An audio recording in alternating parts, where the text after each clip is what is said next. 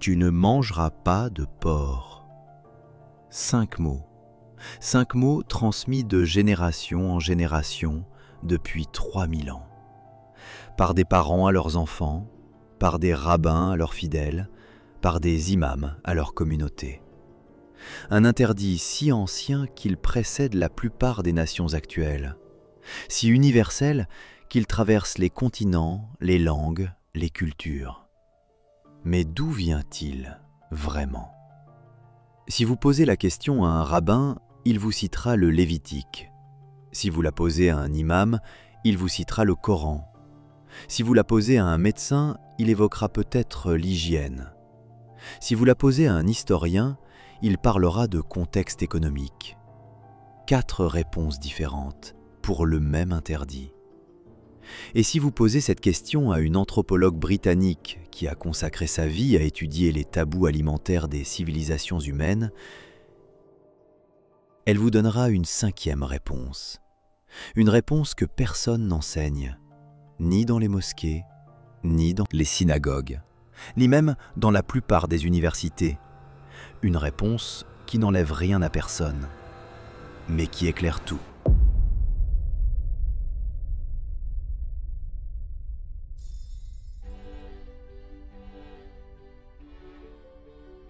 Nous sommes à Paris, en novembre 2024, dans le quartier de Belleville. Ahmed a 58 ans. Il tient une boucherie halal rue de Ménilmontant depuis 32 ans. 32 ans à se lever à 4 heures du matin. 32 ans à sélectionner les carcasses aux abattoirs de Rungis. 32 ans à servir les mêmes familles, à voir les enfants grandir, à préparer les commandes pour l'Aïd. Ses mains sont épaisses, marquées par le travail. Son tablier blanc est impeccable. Derrière lui, les crochets alignés portent des agneaux, des poulets, du bœuf. Jamais de porc. Évidemment. Ce samedi après-midi, la boutique est calme. Ahmed en profite pour nettoyer les vitrines réfrigérées. Sa fille Samia est passée déposer Yasmine, sa petite fille, 7 ans. Curieuse comme tous les enfants de cet âge. Trop curieuse, parfois. Yasmine est assise sur le tabouret derrière le comptoir. Elle balance ses jambes dans le vide en regardant son grand-père travailler. « Gido ? Oui, ma puce ? Pourquoi on mange pas de cochon ?» Ahmed s'arrête. Le chiffon reste suspendu dans sa main. C'est une question qu'il a entendue 1000 fois, de clients, de voisins, de journalistes même, après les attentats, quand tout le monde voulait comprendre les musulmans. Il a toujours su quoi répondre, une phrase simple, définitive, qui clôt le débat. Mais là, c'est Yasmine qui pose la question. Yasmine avec ses yeux noirs immenses. Yasmine qui croit encore que son grand-père sait tout. Parce que c'est haram, Habibti, c'est interdit. Mais pourquoi c'est interdit ? Ahmed pose son chiffon. Il s'appuie contre le comptoir. Parce qu'Allah l'a dit, c'est écrit dans le Coran. Yasmine réfléchit. On voit presque les rouages tourner derrière son front. Mais pourquoi Allah il a dit ça ? Silence. Ahmed ouvre la bouche, puis la referme. Il pourrait dire « parce que le porc est sale ». Mais Yasmine a vu des cochons dans une ferme pédagogique le mois dernier. Ils n'étaient pas plus sales que les moutons. Il pourrait dire « parce que ça rend malade ». Mais la voisine du 3e, Madame Bertrand, mange du jambon tous les jours depuis 75 ans. Elle se porte comme un charme. Il pourrait dire « on ne pose pas ces questions », mais il a toujours détesté cette réponse quand on la lui donnait, enfant. C'est compliqué, Yasmine. Compliqué comment ? Ahmed regarde sa petite fille. Et pour la première fois en 58 ans, il réalise quelque chose. Il ne sait pas. Il a respecté cet interdit toute sa vie. Il a construit son commerce autour de cet interdit. Il a transmis cet interdit à ses enfants. Il a refusé des plats dans des dîners, décliné des invitations, expliqué 100 fois à des collègues français pourquoi il ne touchait pas aux saucissons. Mais il ne sait pas pourquoi, pas vraiment, pas au-delà de « c'est écrit ». « Dido, t'es triste ?»« Non, ma puce, je réfléchis. » Il lui caresse les cheveux. « Tu sais quoi ? C'est une très bonne question. Je vais y réfléchir et je te donnerai une vraie réponse, d'accord ?» Yasmine hoche la tête, satisfaite. Elle retourne à son coloriage. Ahmed, lui, reste immobile. Cette nuit-là, pour la première fois depuis des décennies, il ne trouve pas le sommeil. La question de Yasmine est simple, mais elle contient toutes les autres. Pourquoi cet animal-là ? Pourquoi depuis si longtemps ? Pourquoi deux religions différentes, nées à des siècles d'écart, ont-elles le même interdit ? Pourquoi des milliards de gens obéissent-ils à une règle dont personne ne connaît vraiment l'origine ? Ahmed ne le sait pas encore. Mais une anthropologue britannique a passé 40 ans de sa vie à chercher la réponse. Elle s'appelait Mary Douglas, et ce qu'elle a découvert va bien au-delà du porc. Mais avant d'arriver à elle, commençons par ce qu'on vous a enseigné.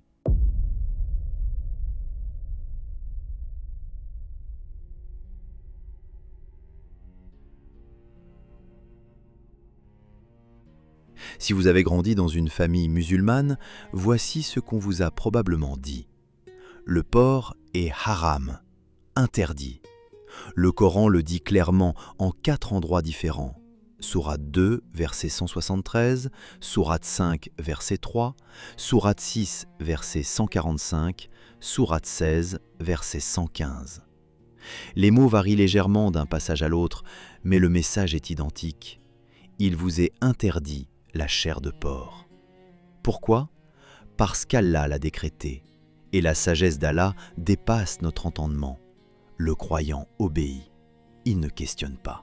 Mais si vous insistez, si vous demandez une raison, on vous donnera généralement l'une de ces explications. Le porc est un animal sale, il mange ses propres excréments, il se roule dans la boue, il vit dans la fange. Ou bien, le porc est dangereux pour la santé. Il transmet des maladies, des parasites, la trichinose, le ténia. Allah, dans son infinie sagesse, nous a protégés de ces dangers bien avant que la science moderne ne les découvre. Ou encore, le porc est un animal qui ne choisit pas ce qu'il mange. Il est omnivore, il dévore tout, y compris des charognes. Cette absence de discernement alimentaire reflète une impureté spirituelle. Ces explications sont rassurantes, elles donnent un sens à l'interdit. Elles permettent de répondre aux questions des enfants et aux remarques des collègues. Mais elles posent un problème. Si vous avez grandi dans une famille juive, voici ce qu'on vous a dit. Le porc est taref, impur, interdit par la Torah. Le Lévitique chapitre 11 verset 7 est catégorique. Le porc qui a la corne fendue et le pied fourchu mais qui ne rumine pas, vous sera impur. La règle est précise. Pour qu'un animal terrestre soit cachère, il doit remplir 2 conditions. Avoir le sabot fendu et ruminer. Le bœuf rumine et a le sabot fendu. Il est permis. Le mouton rumine et a le sabot fendu. Il est permis. Le chameau rumine mais n'a pas le sabot fendu. Il est interdit. Le lapin ne rumine pas et n'a pas le sabot fendu. Il est interdit. Et le porc ? Le porc a le sabot fendu, mais il ne rumine pas. Un seul critère sur 2, insuffisant, donc interdit. C'est mathématique, presque logique, une règle claire avec des critères objectifs. Mais là encore, quelque chose cloche. Regardez bien ces 2 traditions. L'une dit « Le porc est interdit parce qu'il est sale, malade, impur spirituellement ». L'autre dit « Le porc est interdit parce qu'il a le sabot fendu, mais ne rumine pas ». 2 explications complètement différentes, pour le même interdit.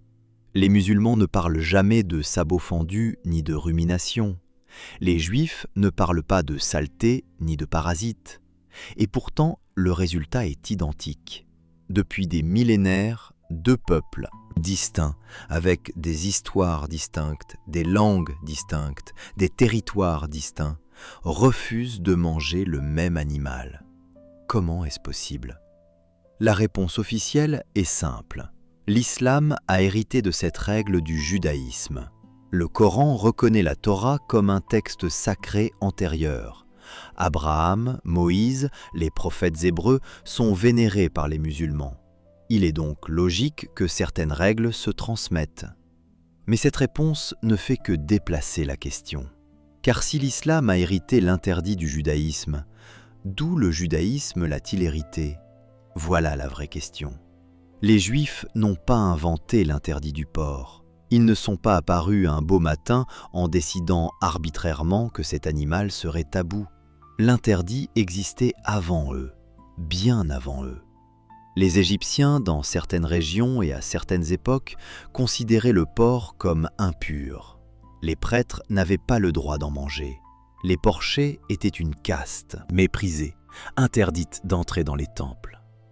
Les Phéniciens, voisins des anciens Hébreux, avaient eux aussi des restrictions sur le porc.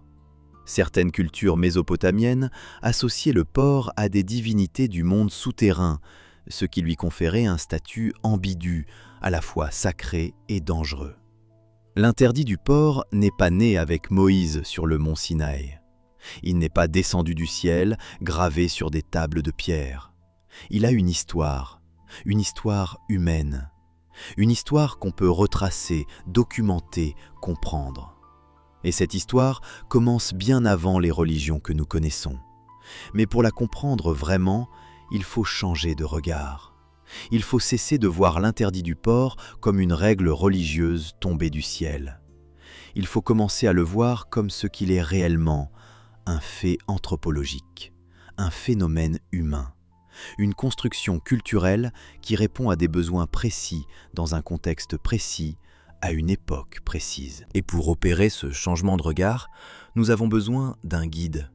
Quelqu'un qui a passé sa vie à étudier non pas les religions de l'intérieur, avec la foi du croyant, mais de l'extérieur, avec la rigueur du scientifique. Quelqu'un qui a posé une question simple, presque enfantine, que personne avant elle n'avait osé poser avec autant de méthode. Pourquoi les humains considèrent-ils certaines choses comme pures et d'autres comme impures? Cette personne existe. Elle s'appelait Mary Douglas, et son travail va éclairer tout ce qui suit. Nous sommes à Oxford, en automne 1965. Mary Douglas a 44 ans. Elle enseigne l'anthropologie sociale à l'University College de Londres. Cheveux courts, lunettes rondes, tailleur sobre. Le genre de femme qu'on ne remarque pas dans un couloir, mais qu'on n'oublie jamais après l'avoir entendu parler. Elle est catholique, pratiquante. Ce détail est important, retenez-le, parce que Mary Douglas n'est pas une athée en croisade contre la religion. Elle n'est pas une militante rationaliste qui veut détruire les croyances. Elle est croyante. Et c'est précisément pour cela que sa découverte est si difficile à ignorer. Quand une athée critique les interdits religieux, on peut l'accuser de partialité. Quand une croyante les déconstruit avec la même rigueur, le silence qui suit est d'une autre nature. Ce matin-là, Mary Douglas est assise dans son bureau. Devant elle, des piles de notes accumulées pendant 15 ans de recherche de terrain. Elle a vécu chez les Lélés du Kasaï en République démocratique du Congo au début des années 1950. 2 ans parmi un peuple qui classe les animaux, les plantes, les personnes dans des catégories strictes. Pur et impur, permis et interdit, sacré et profane. Chez les Lélés, certains animaux ne peuvent pas être mangés, non pas parce qu'ils sont dangereux, non pas parce qu'ils sont sales, mais parce qu'ils ne rentrent dans aucune catégorie connue. Un animal qui vit dans l'eau, mais qui respire de l'air, inclassable, donc dangereux, donc interdit. Un animal qui vole, mais qui n'a pas de plumes, inclassable, donc dangereux, donc interdit. Le problème n'est jamais l'animal lui-même. Le problème, c'est qu'il défie le système de classement. Mary Douglas note cette observation, puis elle fait quelque chose que personne n'avait fait avant elle.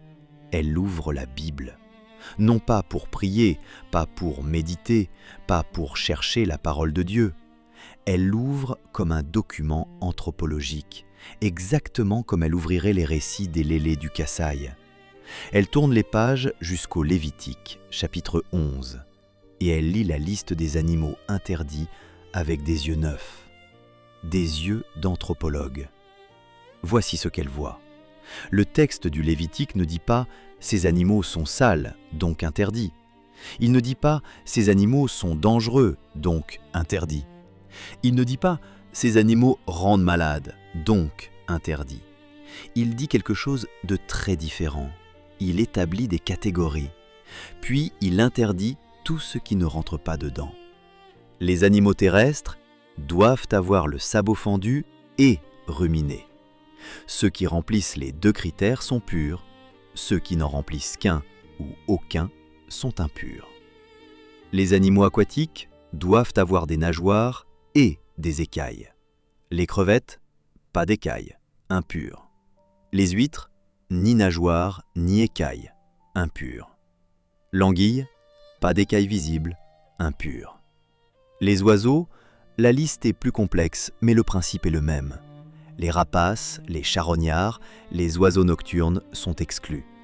Pas parce qu'ils sont sales, mais parce qu'ils ne correspondent pas à l'image de l'oiseau normal tel que le conçoit la pensée hébraïque. Les insectes, seuls ceux qui ont des pattes articulées pour sauter sont permis. Les sauterelles, oui, les mouches, non. Fourmis, non. Vous voyez le pattern ? Ce n'est pas une question de santé, ce n'est pas une question de propreté, ce n'est pas une question de goût, c'est une question de classification. Le Lévitique construit un monde ordonné, un monde où chaque créature a sa place. Les animaux terrestres marchent sur des sabots et ruminent. Les animaux aquatiques nagent avec des nageoires et portent des écailles. Les oiseaux volent avec des ailes et des plumes. Chaque domaine a ses règles. Chaque catégorie a ses critères, et tout ce qui échappe à ces critères est impur. Non pas sale, pas dangereux, pas malade, inclassable. Mary Douglas repose le texte. Elle vient de comprendre quelque chose. Le porc n'est pas interdit parce qu'il est sale. Le porc est interdit parce qu'il triche. Il a le sabot fendu, comme le bœuf, comme le mouton, comme la chèvre. De l'extérieur, il ressemble à un animal pur, mais il ne rumine pas, il ressemble à ce qu'il n'est pas. Il a l'apparence de la pureté sans en remplir les conditions. Il porte le masque du permis, mais cache la réalité de l'interdit. Dans la logique du Lévitique, c'est le pire des cas. Un chameau qui ne remplit aucun critère est simplement exclu, pas de confusion possible. Mais un porc qui remplit la moitié des critères, c'est un imposteur, un intrus dans le système, un élément qui brouille les frontières entre le pur et l'impur. Et dans une culture obsédée par l'ordre, par la séparation, par la distinction nette entre les catégories, l'animal qui brouille les frontières est le plus dangereux de tous. Mary Douglas écrit cette idée, puis elle la développe pendant des mois. Cela devient un livre, publié en 1966 par la maison d'édition Routledge. 188 pages. Le titre « Purity and Danger, An Analysis of Concepts of Pollution and Taboo ». En français, « De la souillure, essai sur les notions de pollution et de tabou ». Ce livre va provoquer un séisme intellectuel. Pas un séisme bruyant, pas un scandale médiatique. Mary Douglas n'est pas le genre à chercher la controverse. Mais dans les départements d'anthropologie, de théologie, d'études bibliques du monde entier, quelque chose change. Parce que Mary Douglas vient de démontrer quelque chose que personne ne voulait voir. Les interdits alimentaires de la Bible ne sont pas des révélations divines sur la nature des animaux. Ce sont des reflets d'un système de pensée humain. Un système de classification du monde, un système qui dit « Voici comment nous, peuple d'Israël, organisons la réalité. » Et tout ce qui ne rentre pas dans notre organisation est déclaré impur. Vous comprenez ce que cela signifie ? L'impureté du porc n'a rien à voir avec le porc. Elle a tout à voir avec la façon dont les prêtres hébreux ont décidé de classer le monde.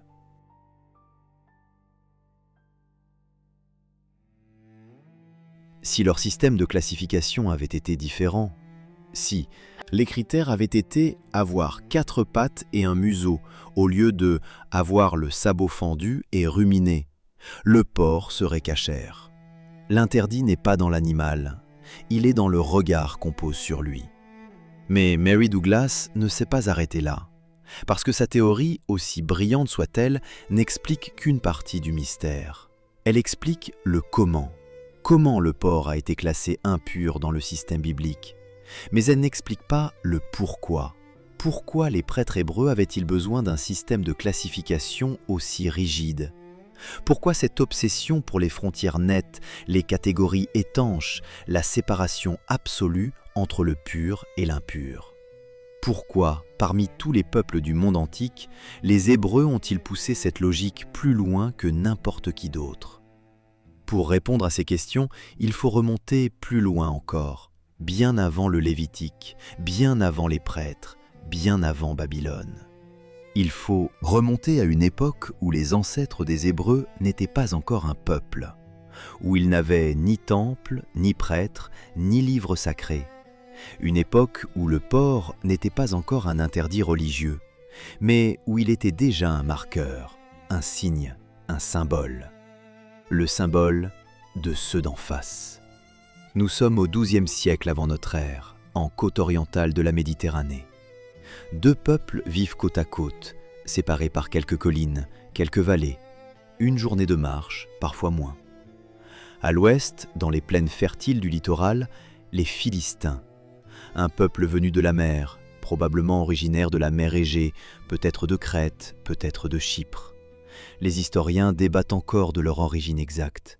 Mais une chose est certaine, ils ne sont pas de là. Ils se sont installés dans 5 grandes cités, Gaza, Ashkelon, Ashdod, Ekron, Gath. 5 villes prospères, tournées vers le commerce maritime, ouvertes sur le monde méditerranéen. À l'est, dans les collines arides de l'intérieur, les proto-israélites. Des populations locales, des bergers, des pasteurs, des agriculteurs de subsistance. Pas encore un royaume, pas encore un peuple unifié. Des clans dispersés, reliés par des liens familiaux, des alliances fragiles et quelque chose d'autre. Quelque chose de plus difficile à définir. Une identité en construction.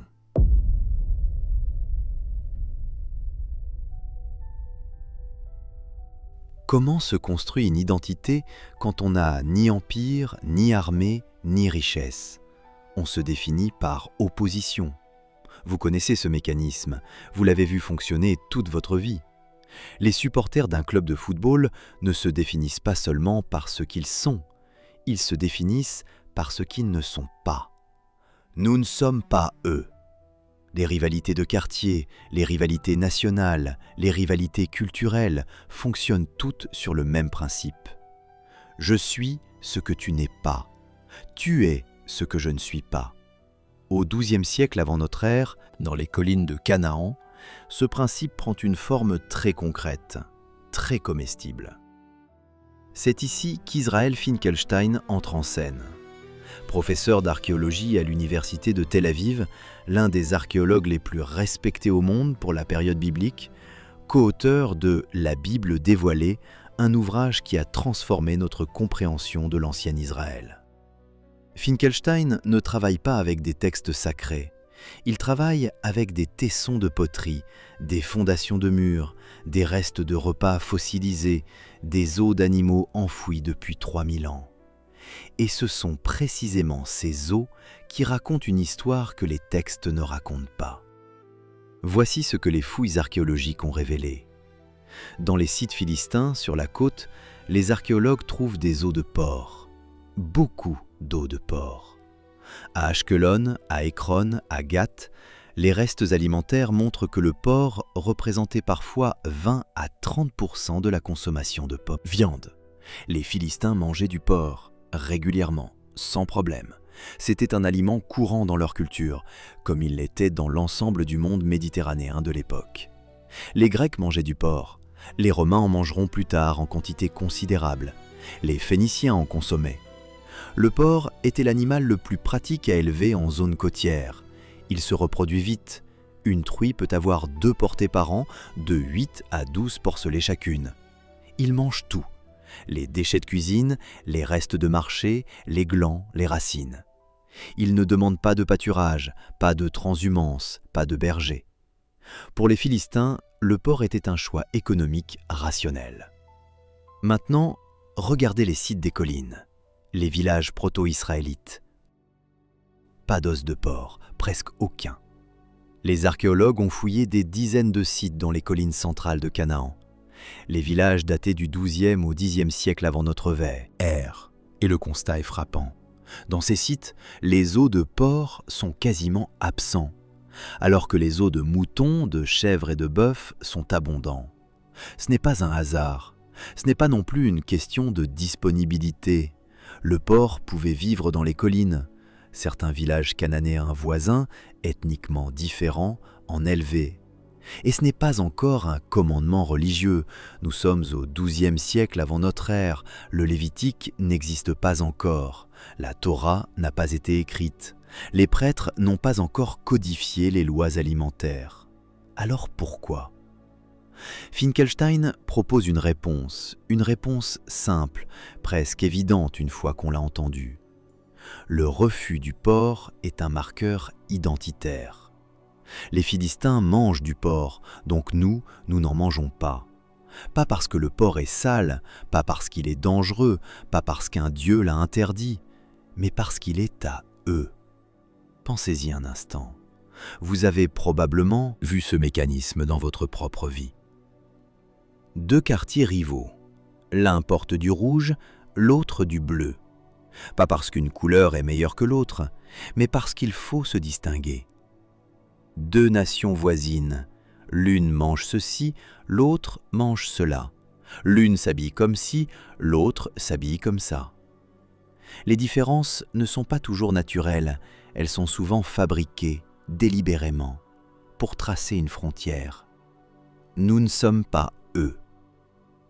Au XIIe siècle avant notre ère, dans les collines de Canaan, cette frontière passait par l'assiette. Ce que Finkelstein a découvert dans les couches archéologiques, c'est le fossile d'une décision collective.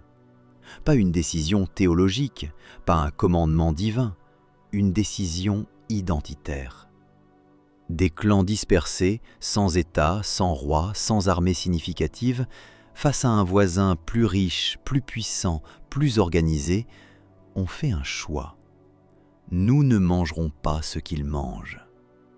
C'est un acte fondateur, discret, quotidien, mais d'une puissance considérable. Parce qu'un interdit alimentaire se transmet à chaque repas, 3 fois par jour, 7 jours par semaine, de la naissance à la mort, de parents à enfants. Sans qu'on ait besoin d'un temple, d'un prêtre, d'un livre, l'assiette devient le temple, le repas devient le rituel, et le porc devient le symbole de l'autre, de celui qu'on n'est pas, de celui qu'on ne veut pas devenir. Mais attendez, si c'était uniquement une question d'identité, pourquoi le porc et pas autre chose ? Pourquoi pas le cheval ? Pourquoi pas le chien ? Pourquoi pas le poisson ? Pourquoi précisément le porc a-t-il été choisi comme marqueur de la frontière entre nous et eux ? La réponse à cette question nous emmène dans une direction inattendue, vers un anthropologue américain, un homme qui a regardé non pas les textes, non pas les poteries, non pas les os, mais le paysage. Marvin Harris, professeur d'anthropologie à l'université Columbia à New York. Barbe épaisse, regard vif, tempérament combatif, le genre d'universitaire qui ne recule devant aucune polémique. Harris est un matérialiste. Pour lui, les grandes croyances humaines ne tombent pas du ciel, elles montent du sol, des conditions de vie, du climat, de ce qu'on peut et ne peut pas faire pour survivre dans un environnement donné. En 1985, il publie Good to Eat, Riddles of Food and Culture, un livre qui va secouer le monde de l'anthropologie alimentaire. Sa thèse est provocatrice dans sa simplicité. Les interdits alimentaires ne sont pas des mystères spirituels, ce sont des solutions économiques, des réponses rationnelles à des problèmes concrets, déguisés en commandements divins. Voici son raisonnement. Regardez le Moyen-Orient ancien. La géographie, le climat, la végétation, les collines centrales de Canaan, là où les proto-israélites se sont installés, sont un environnement semi-aride. Des étés longs et brûlants, des hivers courts et modérément pluvieux, une végétation de garrigues, des herbes sèches, des arbustes, des buissons épineux. C'est un environnement parfait pour les chèvres et les moutons. Ces animaux sont des ruminants. Ils transforment des herbes sèches, des feuilles coriaces, des plantes que les humains ne peuvent pas digérer, en lait et en viande. Ils marchent longtemps sur des terrains accidentés. Ils suivent les bergers sur des kilomètres à la recherche de pâturage. C'est un environnement parfait pour les bovins, dans les vallées où l'eau est suffisante. Les bœufs tirent les charrues, ils produisent du lait, leur fumier fertilise les champs. Et quand ils meurent, ils fournissent de la viande et du cuir. Chèvres, moutons, bœufs. Les trois piliers de l'économie pastorale du Moyen-Orient ancien. Ils ne sont pas cachers par hasard. Maintenant, regardez le porc. Le porc ne rumine pas. Ce n'est pas juste un critère religieux. C'est une réalité biologique qui a des conséquences économiques considérables. Ruminer, cela signifie transformer de la cellulose en nutriments. Les ruminants convertissent des herbes, des pailles, des feuillages que les humains ne peuvent pas manger en protéines et en graisses que les humains peuvent consommer. Le porc ne fait pas ça. Le porc est un monogastrique, comme l'homme. Son système digestif ressemble au nôtre. Il a besoin de nourriture riche, de grains, de tubercules, de fruits, de déchets alimentaires humains. En d'autres termes, le porc mange ce que vous mangez. Harris pose la question en termes crus. Dans un environnement semi-aride, où l'eau est rare, où les céréales sont précieuses, où chaque calorie compte, est-il rationnel d'élever un animal qui consomme la même nourriture que vous ? Un mouton broute une herbe sèche sur une colline rocailleuse que vous ne pourriez jamais cultiver. Il ne vous prend rien, il transforme l'inutilisable en comestible. Un porc mange vos céréales, vos légumes, vos restes. Il vous prend directement dans l'assiette. Dans les plaines côtières des Philistins, avec leur accès au commerce maritime, leur marché abondant, leurs forêts de chênes pleines de glands, le porc faisait sens. Les surplus alimentaires existaient. Les forêts fournissaient une nourriture gratuite pour les cochons. Dans les collines arides de l'intérieur, élever un porc revenait à nourrir un concurrent. Mais ce n'est pas tout. Le porc a un autre problème dans cet environnement. Il ne supporte pas la chaleur. Le porc ne transpire quasiment pas. Contrairement aux chèvres, aux moutons, aux bovins, il n'a pas de système de thermorégulation efficace. C'est pour cette raison qu'il se roule dans la boue. Pas par saleté, par nécessité physiologique. La boue est son climatiseur. Dans un environnement semi-aride, sous un soleil de plomb, sans forêt ombragée, sans mare permanente, le porc souffre. Il tombe malade, il meurt. Pour le maintenir en vie, il faut lui fournir de l'ombre, de l'eau, de la boue, des ressources que vous n'avez pas ou que vous ne pouvez pas vous permettre de gaspiller pour un animal, alors que vos enfants ont soif. Harris résume la situation en une phrase que j'aime beaucoup par sa clarté. Le porc est un luxe écologique que les pasteurs du Moyen-Orient ancien ne pouvaient pas se permettre. Pas un péché, pas une abomination. Un luxe qui fait sens sur la côte méditerranéenne, un luxe absurde dans les collines de Judée. Vous voyez ce qui se passe ? La première couche, celle de Finkelstein, nous montrait un marqueur identitaire. Nous ne mangeons pas ce qu'ils mangent. La deuxième couche, celle de Harris, nous montre une rationalité économique. Nous ne mangeons pas ce qu'il serait stupide de manger dans notre environnement. Les deux couches ne se contredisent pas, elles se renforcent. Le porc était à la fois l'animal de l'ennemi et l'animal inadapté au terrain, à la fois le symbole de l'autre et un mauvais investissement alimentaire, double raison de ne pas en manger. Mais ni l'une ni l'autre n'est un commandement divin. Certains d'entre vous pensent peut-être « D'accord, mais il y a aussi la question sanitaire. Le porc transmet des maladies. Les anciens le savaient peut-être intuitivement. » C'est l'argument qu'on entend le plus souvent, l'argument de l'hygiène. Vous l'avez entendu, peut-être l'avez-vous vous-même utilisé. Allah savait que le porc était dangereux pour la santé. La science moderne n'a fait que confirmer ce que le Coran révélait il y a 14 siècles. C'est une idée séduisante, rassurante même. Elle donne l'impression que la religion et la science convergent, que la foi et la raison se rejoignent. Mais est-ce vraiment le cas ? Regardons les faits. La trichinose. Voilà le mot que tout le monde brandit quand on parle de l'interdit du porc. L'argument massu. L'argument scientifique. La trichinose est une maladie parasitaire causée par un ver microscopique Trichinella spiralis.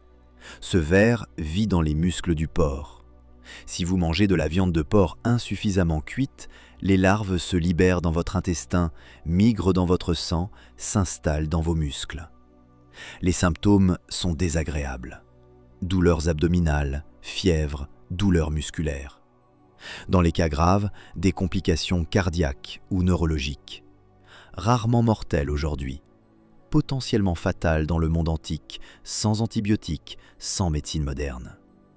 C'est réel, c'est documenté, c'est incontestable. Et c'est l'argument préféré de ceux qui veulent réconcilier la foi et la science. Vous voyez, Dieu savait. 14 siècles avant Pasteur, 14 siècles avant qu'on découvre les microbes, Allah protégeait déjà ses fidèles. L'argument est élégant, il est rassurant. Il donne l'impression que tout s'emboîte parfaitement. Mais il a 3 problèmes. Premier problème, la trichinose n'est pas spécifique au porc. Le parasite Trichinella spiralis se retrouve chez le sanglier sauvage, évidemment, mais aussi chez l'ours, le cheval, le phoque, le morse, le rat et même chez certains oiseaux prédateurs. Si l'interdit était motivé par la trichinose, pourquoi ne viser que le porc? Pourquoi pas tous les animaux porteurs du parasite? Le Lévitique interdit effectivement le sanglier, puisqu'il est un suidé comme le porc domestique. Mais il ne dit rien sur l'ours, rien sur le cheval. Le critère n'est jamais « cet animal porte des parasites ». Le critère est toujours « sabots fendus et rumination ». L'interdit n'est pas sanitaire, il est taxinomique. Deuxième problème, les autres animaux permis transmettent aussi des maladies. Le bœuf peut transmettre le ténia, Ténia saginata, un ver solitaire qui peut atteindre plusieurs mètres de long dans l'intestin humain. Le mouton peut transmettre l'échinococose, une infection parasitaire qui forme des kystes dans le foie et les poumons, potentiellement mortels. Le poulet peut transmettre la salmonellose. Le lait non pasteurisé peut transmettre la brucellose, la tuberculose bovine, la listériose.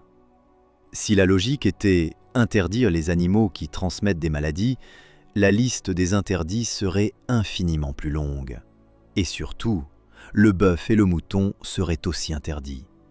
Or, ils sont les piliers de l'alimentation cachère et halal. L'argument sanitaire ne tient pas. Pas parce que le porc n'est pas porteur de maladies, il l'est, mais parce que les autres animaux le sont aussi et personne ne les interdit. Troisième problème, le plus embarrassant. Les anciens Hébreux ne connaissaient pas la trichinose. Le parasite Trichinella spiralis a été découvert en 1835 par James Paget, un étudiant en médecine de Londres, lors d'une autopsie. Son cycle de vie a été décrit par Rudolf Virchow dans les années 1850 à 1860. Avant le XIXe siècle, personne sur Terre ne savait que ce ver existait. Les auteurs du Lévitique, au VIe siècle avant notre ère, n'avaient aucune notion de parasitologie, aucune idée des micro-organismes, aucun concept de contamination microscopique. Dire qu'ils ont interdit le porc à cause de la trichinose, c'est projeter une connaissance moderne sur un texte ancien. C'est ce qu'on appelle en histoire un anachronisme. C'est comme dire que les Égyptiens ont construit les pyramides en prévision du tourisme de masse. Alors, pourquoi cet argument est-il si populaire? Parce qu'il est confortable. Il permet de ne pas poser la vraie question. Il permet de dire « tout va bien, la science et la religion sont d'accord, Dieu avait raison depuis le début, pas besoin de chercher plus loin ». C'est une porte de sortie intellectuelle.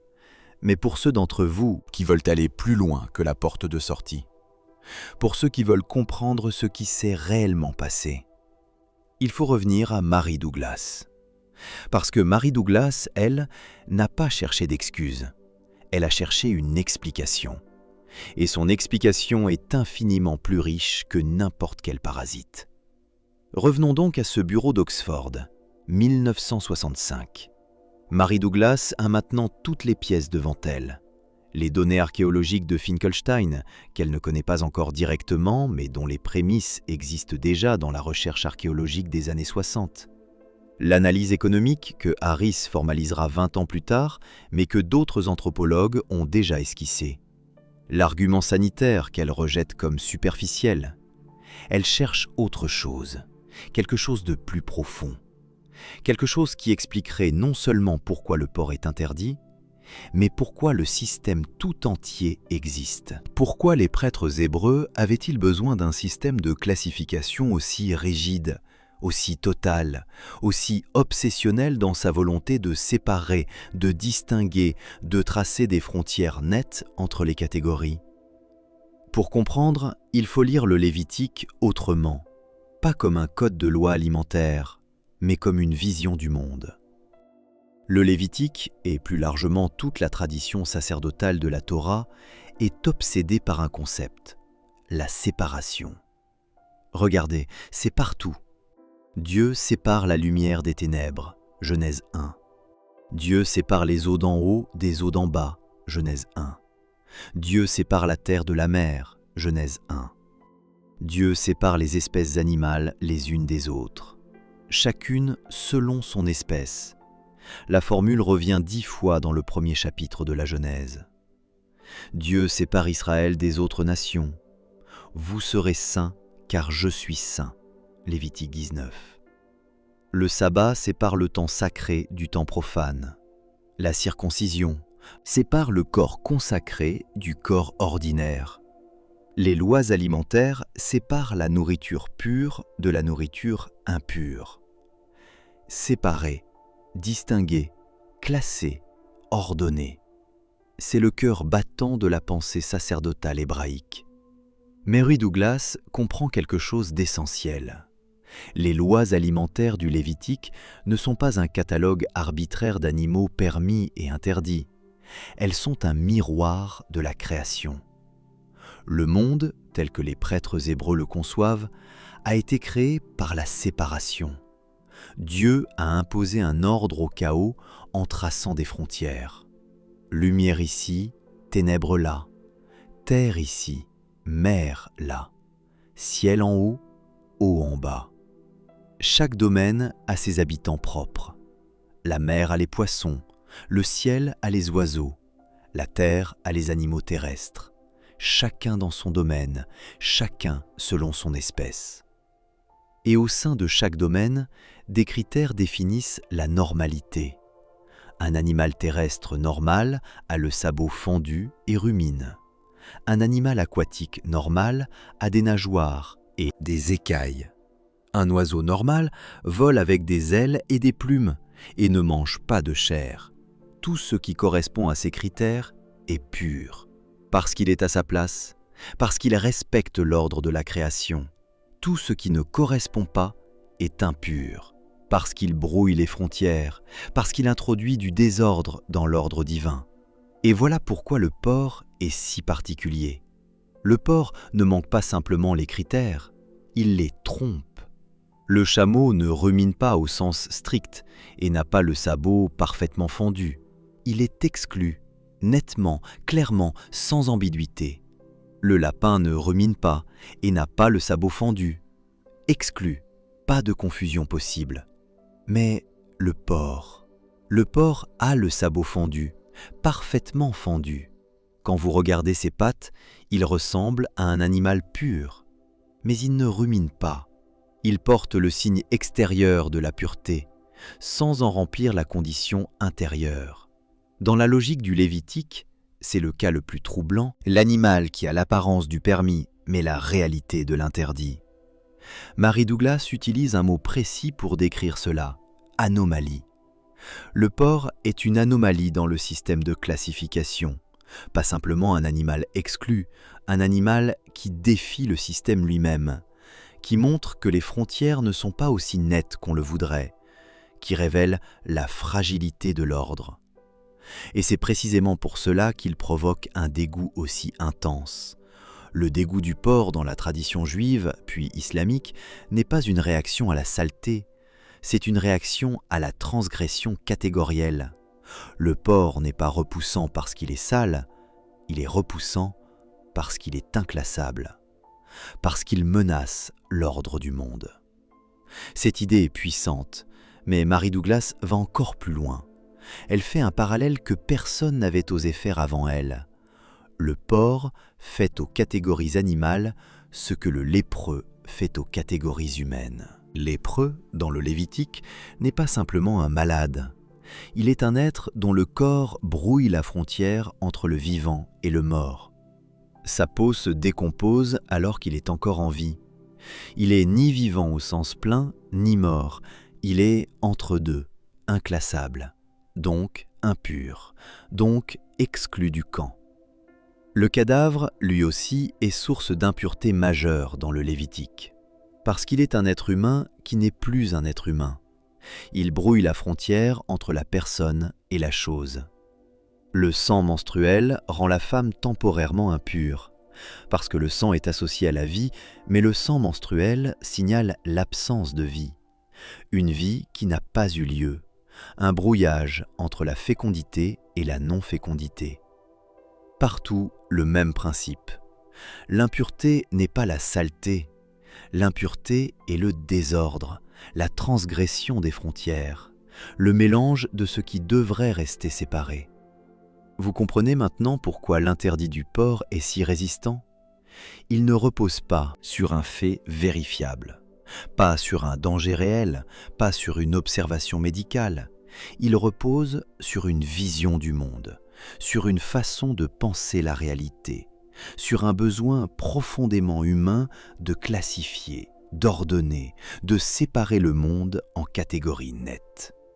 Le porc menace cet ordre, donc le porc est interdit, pas parce qu'il est ce qu'il est, mais parce qu'il empêche le monde d'être ce qu'on veut qu'il soit. Si vous êtes encore là, à ce moment précis, c'est que vous cherchez quelque chose de rare, quelque chose que peu de chaînes offrent encore. Abonnez-vous pour que ce genre de contenu continue d'exister. Mais une question reste en suspens. Nous avons 4 couches d'explication. Un marqueur identitaire, une inadaptation économique, un faux argument sanitaire, un système de classification cosmologique. Chacune est convaincante, chacune éclaire une facette de l'interdit. Mais aucune n'explique le moment où tout cela est devenu sacré.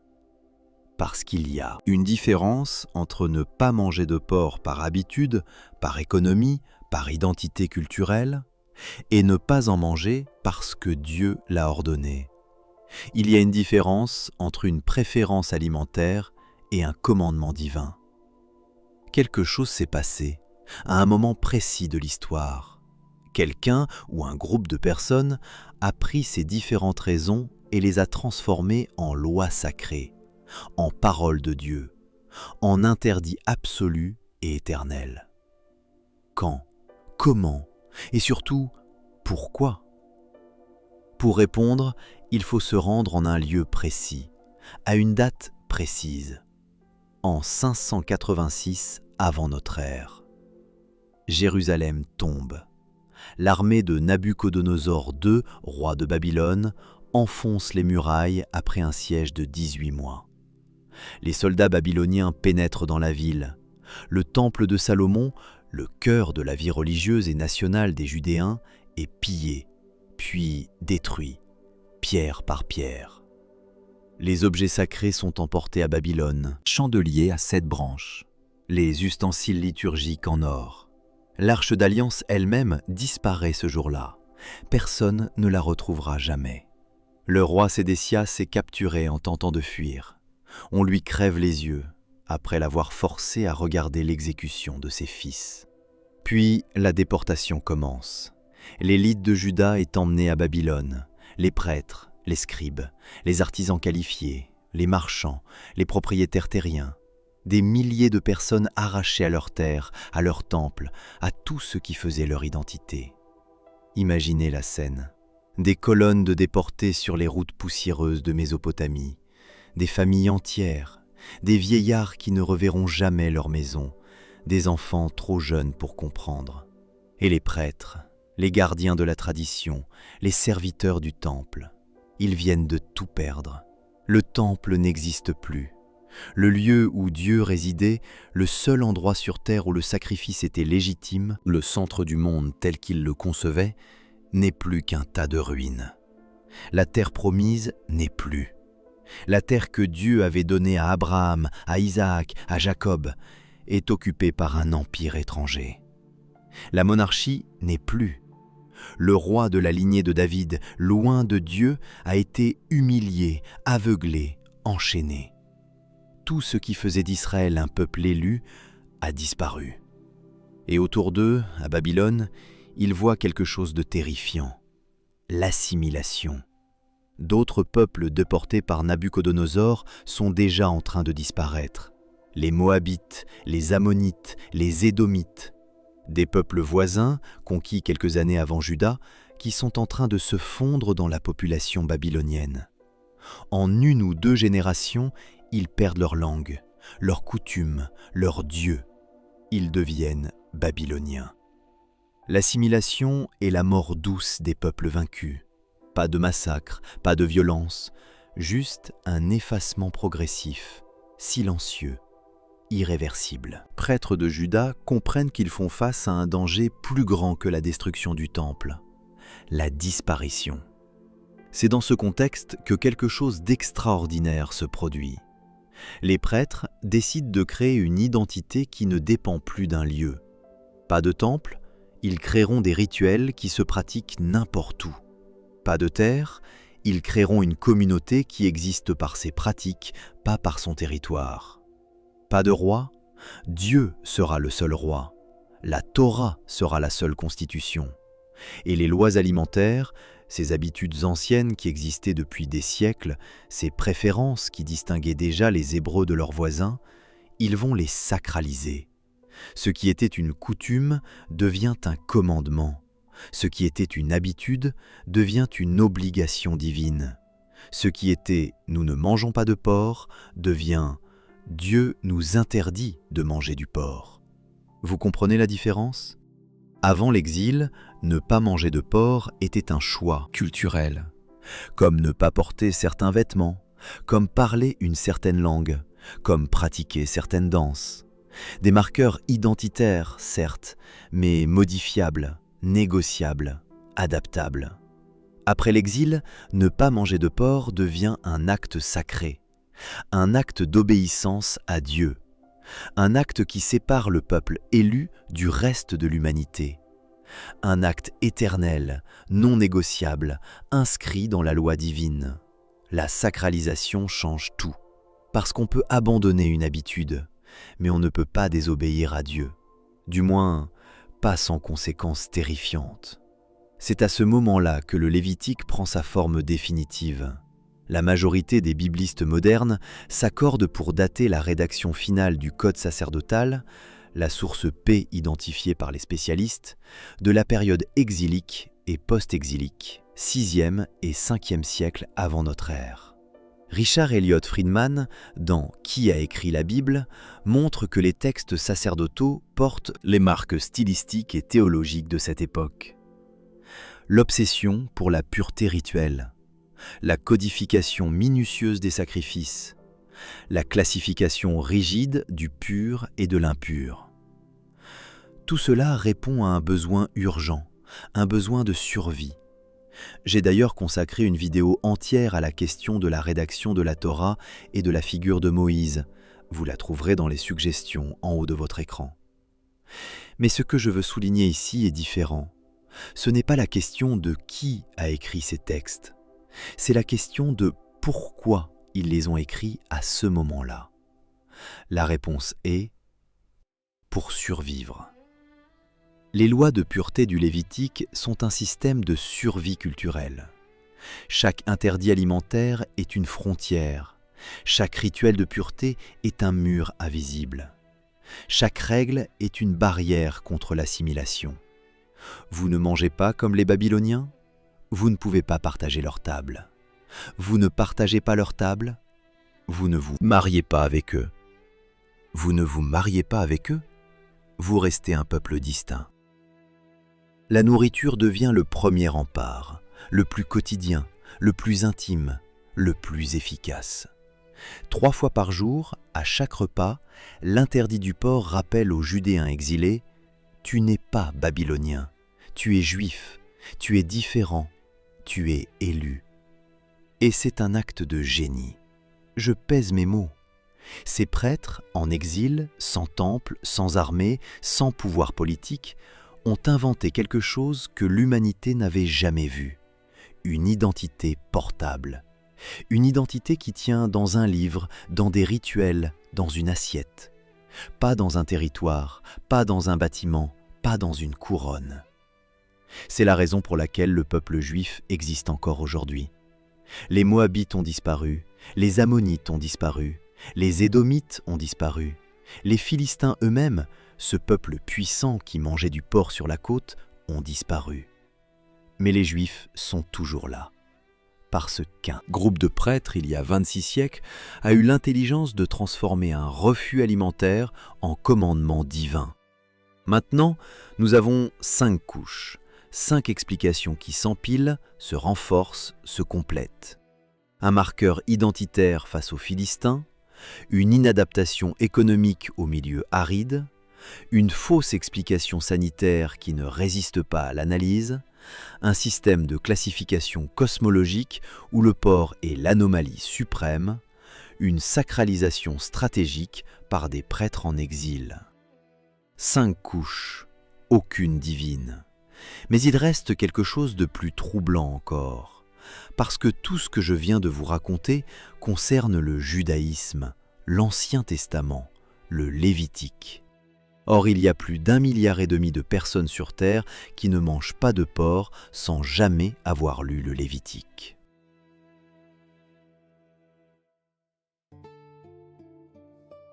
Les musulmans. Le Coran interdit le porc, 4 fois, explicitement. Mais d'où vient cet interdit coranique?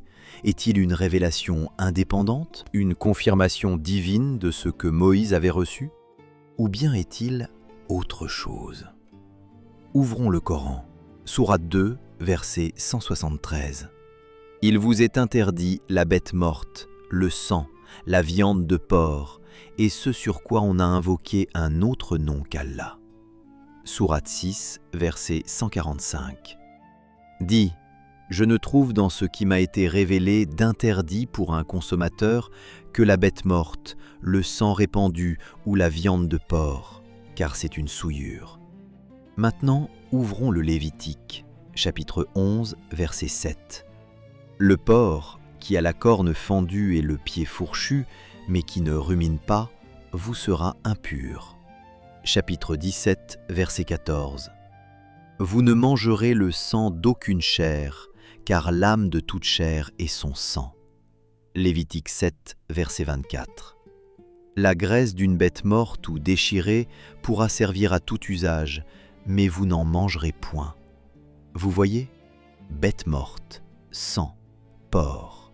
les 3 mêmes interdits dans le même ordre, formulés de manière presque identique. Ce n'est pas une coïncidence. L'islam se présente comme une révélation indépendante. Le Coran, selon la tradition musulmane, est la parole directe d'Allah, transmise à Muhammad par l'ange Gabriel. Il n'est pas copié de la Bible, il est sa confirmation, sa correction, sa version finale et parfaite. C'est la position doctrinale, et je la respecte. Mais l'histoire raconte une autre version. Muhammad vivait à la Mecque, puis à Médine au 7e siècle. La péninsule arabique de cette époque n'était pas un désert culturel isolé, c'était un carrefour. Des marchands juifs vivaient à Médine depuis des siècles. Des communautés chrétiennes existaient au Yémen, en Éthiopie, en Syrie, à portée de caravanes. Muhammad connaissait les traditions juives. Le Coran mentionne Moïse plus de 100 fois. Abraham, Isaac, Jacob, Joseph, David, Salomon sont des figures centrales du texte coranique. Les récits bibliques sont repris, parfois modifiés, parfois condensés, mais omniprésents. L'interdit du porc n'a pas été révélé dans un vide. Il a été révélé dans un contexte où cet interdit existait déjà depuis plus de 1000 ans, porté par des communautés juives que Muhammad fréquentait. J'ai d'ailleurs exploré en profondeur les origines historiques de l'islam et la question de ses sources dans une vidéo dédiée de cette chaîne. De même, le rôle du calife Ousmane dans la compilation du Coran et la façon dont les hadiths ont été construits des générations après Muhammad, ces sujets font chacun l'objet d'une vidéo spécifique, vous les trouverez dans les suggestions qui s'affichent en haut de votre écran. Ce que je veux souligner ici, c'est un point précis. L'interdit du porc dans le Coran ne s'accompagne d'aucune explication. Relisez les 4 versets coraniques qui mentionnent le porc. Aucun ne dit pourquoi. Sourate 2, c'est interdit. Point. Sourate 5, c'est interdit. Point. Sourate 6, c'est une souillure. Mais pourquoi est-ce une souillure? Le texte ne le dit pas. Sourate 16, c'est interdit. Point. Pas de sabot fendu, pas de rumination, pas de système de classification, pas d'explication cosmologique. Juste, c'est interdit. Le Lévitique, au moins, donnait des critères, arbitraires certes, construits comme l'a montré Mary Douglas, mais des critères, un système, une logique interne. Le Coran reprend l'interdit, mais pas le système. Il hérite du résultat, pas du raisonnement. Et c'est là que quelque chose de fascinant se produit. En l'absence d'explication coranique, ce sont les savants musulmans des siècles suivants qui vont en fabriquer une. L'hygiène, les parasites, la saleté, l'omnivorie, toutes ces explications que vous avez entendues dans les mosquées, dans les familles, dans les livres de vulgarisation islamique, aucune ne vient du Coran. Elles viennent d'une tradition savante, postérieure, qui a cherché, parfois désespérément, à justifier un interdit hérité sans explication. Et pour comprendre comment cet héritage s'est produit, il faut revenir à un moment de l'histoire que les manuels religieux ne racontent presque jamais. Le moment où Muhammad a essayé de se rapprocher des Juifs de Médine. En 622, quand Muhammad arrive à Médine après l'hégire, il trouve une ville où 3 tribus juives sont solidement implantées. Les Banu Kaynouka, les Banu Nadir, les Banu Kourayza. Des communautés organisées, lettrées, prospères, qui pratiquent leur religion depuis des générations. Muhammad s'attend à ce qu'ils reconnaissent sa prophétie. Après tout, il prêche le même Dieu, il révère les mêmes prophètes, Abraham, Moïse, David. Il connaît leurs récits. Dans les premiers mois à Médine, Muhammad adopte plusieurs pratiques juives. La direction de prière vers Jérusalem, le jeûne d'Achoura calqué sur Yom Kippour et les interdits alimentaires, dont celui du porc. Ce n'était pas de l'imitation cynique, c'était une convergence sincère. Muhammad se voyait comme le continuateur d'une tradition prophétique commune. Mais les Juifs de Médine ne le reconnaissent pas comme prophète. Pour eux, il est un prédicateur arabe qui emprunte leur tradition sans la maîtriser. Ces récits bibliques contiennent des erreurs, des confusions, des anachronismes que les rabbins repèrent immédiatement. Le rejet est brutal, et les conséquences seront historiques. Muhammad change la direction de prière. Désormais, on prie vers la Mecque. Il crée le Ramadan pour remplacer le jeûne juif. Il arabise l'islam, le distingue du judaïsme. Mais certains emprunts restent. L'interdit du porc en fait partie. Pourquoi celui-là est-il resté? Parce qu'il fonctionnait trop bien pour être abandonné. Rappelez-vous ce que les prêtres hébreux avaient compris à Babylone. L'interdit alimentaire est le marqueur identitaire le plus puissant qui existe. 3 fois par jour, à chaque repas, de la naissance à la mort. Muhammad, en train de construire une nouvelle communauté religieuse dans un environnement hostile, avait besoin exactement de ce type de marqueur. Les premiers musulmans devaient se distinguer des polythéistes de la Mecque. Ils devaient se distinguer des chrétiens. Ils devaient se distinguer des juifs eux-mêmes, tout en héritant de leur capital symbolique. L'interdit du porc remplissait toutes ces fonctions. Il reliait l'islam à la tradition abrahamique. Nous ne mangeons pas de porc comme Abraham, comme Moïse, comme tous les prophètes. Il séparait les musulmans des chrétiens, qui avaient abandonné les lois alimentaires juives grâce à Paul de Tarse et sa doctrine de la liberté par rapport à la loi. Et il créait une identité alimentaire spécifique qui structurait la vie quotidienne de la communauté. La même recette, le même mécanisme. 2000 ans plus tard. Mais voici ce qui est peut-être le plus révélateur, quand les savants musulmans des siècles suivants ont voulu expliquer pourquoi le porc était interdit, ils n'ont pas pu se tourner vers le Coran. Le Coran ne donne pas de raison. Alors, ils ont cherché ailleurs. Al-Ghazali, au XIe siècle, un des plus grands théologiens de l'islam, a avancé l'argument de la soumission pure. L'interdit du porc est un test de foi. Dieu n'a pas besoin de donner de raison, le croyant obéit. Point. Chercher le pourquoi est déjà un manque de foi. Ibn Qayyim al-Jawziyya, au XIVe siècle, a tenté l'argument médical. Le porc est malsain, sa chair engendre la paresse, son gras bouche les artères, son comportement est indécent.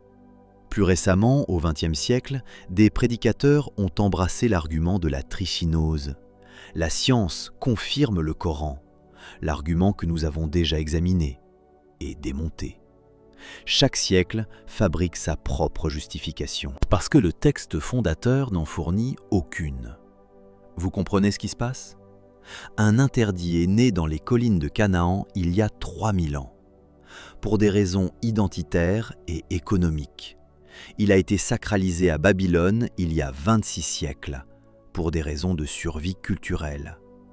Il a été repris par l'islam il y a 14 siècles, pour des raisons de construction communautaire. Et à chaque étape, les raisons originelles ont été oubliées, remplacées par de nouvelles justifications, adaptées au contexte de l'époque. Le véhicule change, le passager reste, mais personne ne se souvient d'où il est monté.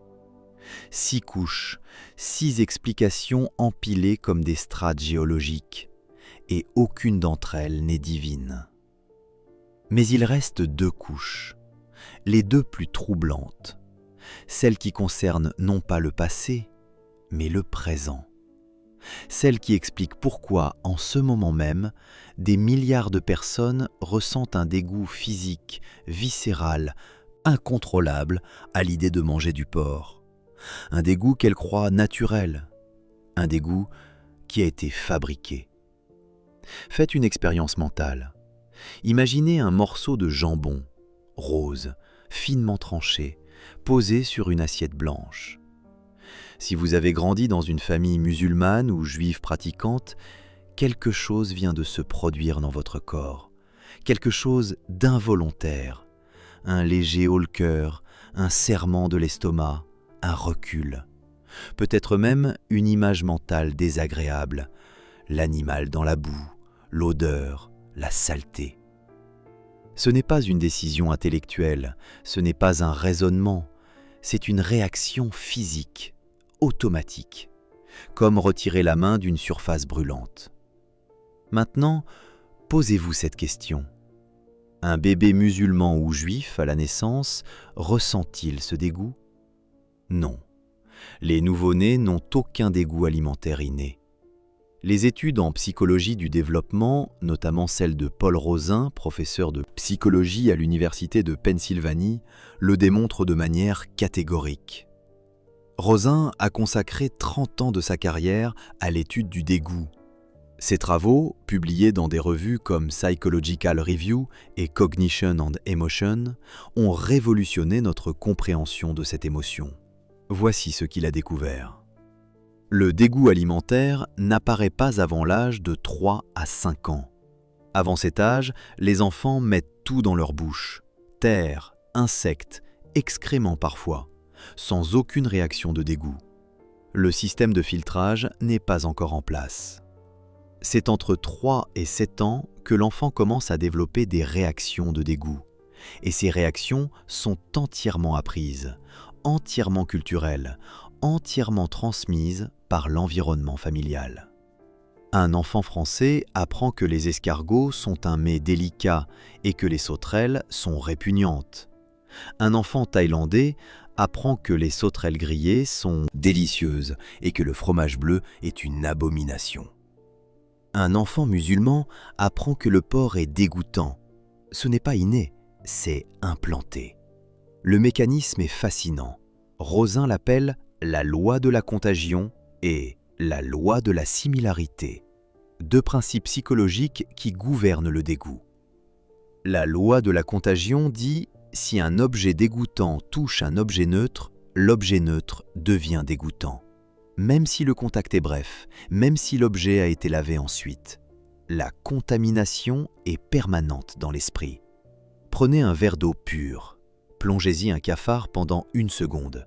Retirez le cafard, stérilisez l'eau. La quasi-totalité des gens refuseront de boire cette eau. L'eau est objectivement propre, mais elle a été contaminée symboliquement. Le dégoût ne répond pas à la chimie, il répond à la catégorie. La loi de la similarité dit « un objet qui ressemble à quelque chose de dégoûtant devient lui-même dégoûtant ». Un gâteau en forme d'excrément provoque le dégoût, même si c'est du chocolat. Appliquez ces lois au porc. Un enfant qui grandit dans un foyer où le porc est qualifié de sale, de haram, de souillure, développe progressivement une association automatique entre le porc et le dégoût. Il n'a pas besoin de goûter le porc pour le trouver dégoûtant. Il n'a pas besoin de voir un porc pour le trouver répugnant. Le mot suffit, l'idée suffit. L'association est devenue neurologique. Les neurosciences modernes confirment ce que Rozin avait observé comportementalement. Les études d'imagerie cérébrale montrent que les réactions de dégoût activent l'insula, une région du cortex cérébral impliquée dans les émotions viscérales. Et voici le point crucial. L'insula s'active de la même manière pour un dégoût réel, sentir une odeur de pourriture, que pour un dégoût culturel, penser à un aliment interdit. Le cerveau ne fait pas la différence. Pour le système nerveux d'un musulman pratiquant, l'idée de manger du porc provoque la même réaction neurologique que l'idée de manger quelque chose de véritablement dangereux. Le dégoût a été programmé si profondément qu'il est devenu indistinguable d'un instinct. C'est ici que les choses deviennent vertigineuses. Parce que si le dégoût est fabriqué, alors il peut être défabriqué. Et la preuve est sous nos yeux. Chaque année, des milliers de personnes quittent la pratique religieuse, des ex-musulmans, des juifs laïcs, des personnes qui, intellectuellement, ont abandonné les interdits alimentaires. Beaucoup d'entre elles témoignent de la même expérience. La première bouchée de porc est un combat. Pas un combat intellectuel, un combat physique. Le corps résiste, l'estomac se serre, la main tremble, certains recrachent. Non pas parce que le goût est mauvais, mais parce que des décennies de conditionnement hurlent dans chaque fibre nerveuse. Puis, progressivement, le dégoût s'estompe en quelques semaines. En quelques mois, Le porc devient un aliment comme un autre. Ce qui était un instinct disparaît. Parce que ce n'était pas un instinct. Vous comprenez la portée de cette découverte ? Le dégoût du porc n'est pas une preuve que l'interdit est juste. C'est une preuve que le conditionnement fonctionne. Quand un musulman dit « je ne pourrai jamais manger de porc, mon corps le refuse », c'est la preuve que c'est contre nature. Il confond la cause et l'effet. Son corps ne refuse pas le porc parce que le porc est mauvais. Son corps refuse le porc parce qu'on lui a appris à le refuser. La différence est immense. Et ce mécanisme, cette fabrication du dégoût, n'est pas spécifique au porc. Les hindous ressentent le même dégoût viscéral à l'idée de manger du bœuf. 900 millions de personnes pour qui la vache est sacrée. Un dégoût aussi profond, aussi naturel, aussi physiquement ancré que celui des porcs. Musulmans pour le porc. Les Jains ressentent le même dégoût pour toute chair animale. Les Occidentaux ressentent le même dégoût pour la viande de chien, un dégoût que les Coréens ou les Vietnamiens qui en consomment traditionnellement ne comprennent pas du tout. Chaque culture fabrique ses propres dégoûts, les implante dans les corps de ses enfants. Et chaque culture est persuadée que ses dégoûts à elle sont naturels, évidents, universels. Aucun ne l'est. Tous sont construits, tous sont transmis, tous sont réversibles. Nous en sommes à 7 couches, 7 explications qui, ensemble, racontent l'histoire complète d'un interdit alimentaire. De sa naissance dans les collines de Canaan à son implantation dans les neurones d'un enfant de 5 ans à Paris en 2024. Mais il reste une dernière couche, la 8e, la plus troublante de toutes, celle qui pose la question que personne ne veut entendre. Dans 2 minutes, vous ne verrez plus jamais l'interdit du porc de la même façon. Si vous voulez que d'autres aient cette chance, abonnez-vous. Revenons aux 8 couches. Couche 1, les proto-israélites ne mangent pas de porc pour se distinguer des Philistins, un marqueur identitaire, logique dans son contexte. Couche 2, le porc est économiquement inadapté à l'environnement semi-aride des collines de Judée, rationnel, pragmatique. Couche 3, la trichinose, fausse explication, anachronisme, mais compréhensible comme rationalisation a posteriori. Couche 4, le système de classification cosmologique de Douglas, le porc comme anomalie qui menace l'ordre du monde, cohérent au sein de la vision sacerdotale. Couche 5, la sacralisation par les prêtres en exil à Babylone, transformation d'une coutume en commandement divin, stratégie de survie brillante. Couche 6, la récupération islamique, héritage sans explication, le résultat sans le raisonnement. Couche 7, la fabrication du dégoût. Conditionnement neurologique transmis de génération en génération, 7 couches, et maintenant, la 8e. Posez-vous cette question.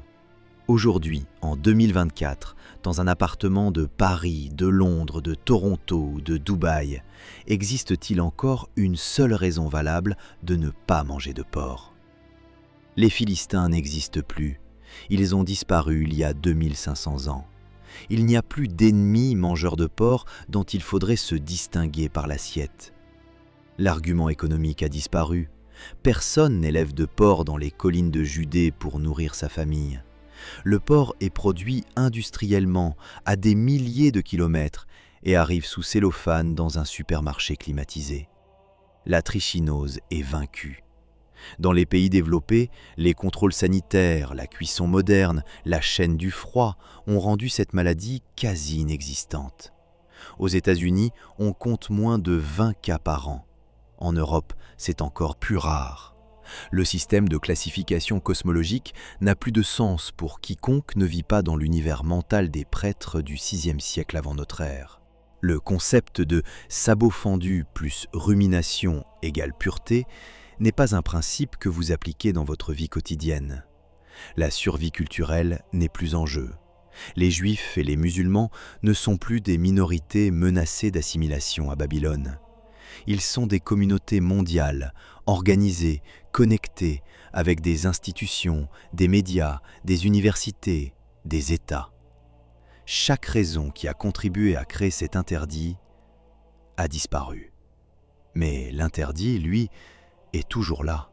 C'est la 8e couche, la couche de la persistance. L'interdit du port continue d'exister alors que toutes les conditions qui l'ont engendré ont cessé d'exister. C'est comme porter un gilet de sauvetage dans le désert.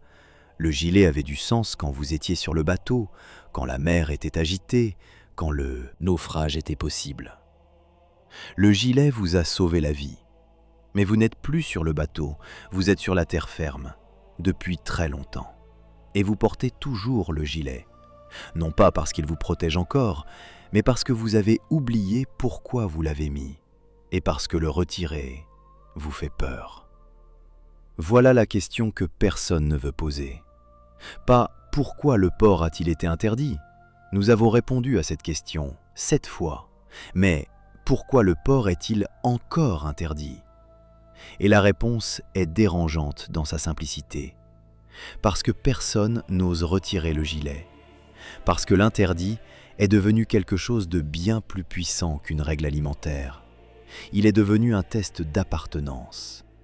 Manger du porc pour un musulman, ce n'est pas simplement enfreindre une règle diététique, c'est trahir sa communauté, c'est renier ses parents, c'est cracher sur la tombe de ses ancêtres, c'est se séparer de son identité. L'interdit n'a plus besoin de raison pour exister. Il existe parce qu'il existe. Il se justifie par sa propre existence, par sa propre ancienneté, par le nombre de personnes qui le respectent. Mes parents ne mangeaient pas de porc, leurs parents ne mangeaient pas de porc, les parents de leurs parents ne mangeaient pas de porc, donc je ne mange pas de porc. Ce n'est pas un argument, c'est une chaîne qui s'est transmise de maillon en maillon pendant 3000 ans. Chaque maillon convaincu que la chaîne est sacrée, que la briser serait un sacrilège. Mais une chaîne, aussi longue soit-elle, aussi ancienne soit-elle, aussi vénérée soit-elle, reste une chaîne. Et voici la révélation que Mary Douglas nous aide à comprendre. L'interdit du porc n'est pas un commandement divin qui protège les croyants. C'est un mécanisme humain qui protège le groupe. Pas les individus qui composent le groupe lui-même, en tant qu'entité, en tant que structure, en tant que système. L'interdit maintient les frontières, il empêche le mélange. Il rend les repas partagés avec les non-croyants compliqués, parfois impossibles. Il crée une séparation quotidienne, 3 fois par jour, entre nous et eux. C'est exactement ce que les prêtres de Babylone avaient voulu. Sauf qu'en 586 avant notre ère, cette séparation était nécessaire à la survie. En 2024, elle est un vestige qui ne protège plus personne, mais que personne n'ose toucher. Laissez cette idée faire son chemin. L'interdit du porc n'a pas été interdit par Dieu. Il a été construit par des hommes, pour des raisons humaines, à des moments précis de l'histoire, pour répondre à des problèmes concrets. Et il persiste aujourd'hui, non pas parce que ces raisons existent encore, mais parce que le supprimer reviendrait à admettre qu'il n'a jamais été divin. Et cette admission, pour des milliards de personnes, est plus effrayante que n'importe quel parasite. Vous sentez le vertige ? Parce que si c'est vrai pour le porc, pour combien d'autres interdits est-ce vrai ?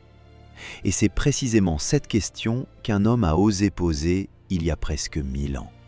Cordoue, 1138 après Jésus-Christ. Moïse ben Maïmon naît dans une famille de rabbins érudits au cœur de l'Andalousie musulmane. Un monde de bibliothèques, de débats philosophiques, de coexistence fragile entre juifs, chrétiens et musulmans. On l'appellera Maïmonide, et il deviendra le plus grand penseur juif du Moyen-Âge, peut-être de tous les temps. Médecin personnel du sultan Saladin en Égypte, autorité rabbinique incontestée, philosophe qui dialogue avec Aristote aussi naturellement qu'avec la Torah. Et pourtant, Maïmonide a fait quelque chose que peu de croyants osent faire. Il a posé la question du pourquoi. Dans son œuvre majeure, le Guide des égarés, rédigé vers 1190, Maïmonide aborde frontalement la question des interdits alimentaires. Et voici ce qu'il écrit. Lisez attentivement. La loi interdit uniquement ce qui est le résultat d'habitudes et d'éducation ancienne.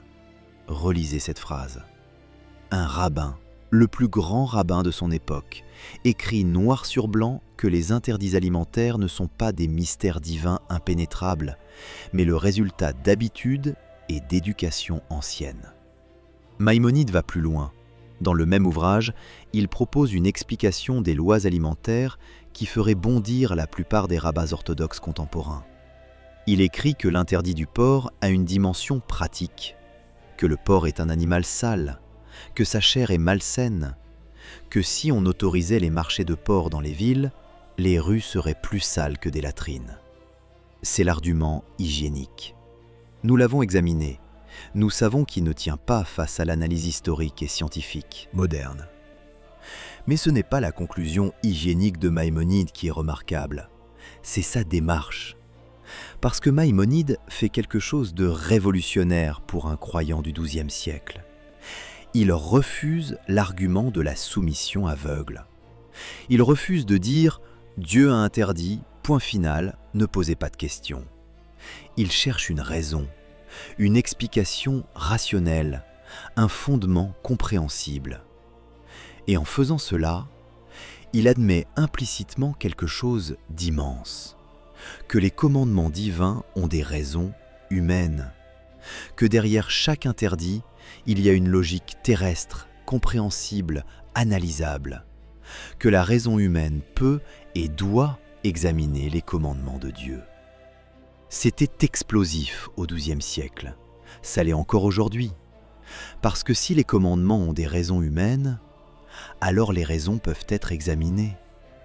Et si les raisons peuvent être examinées, elles peuvent être trouvées insuffisantes.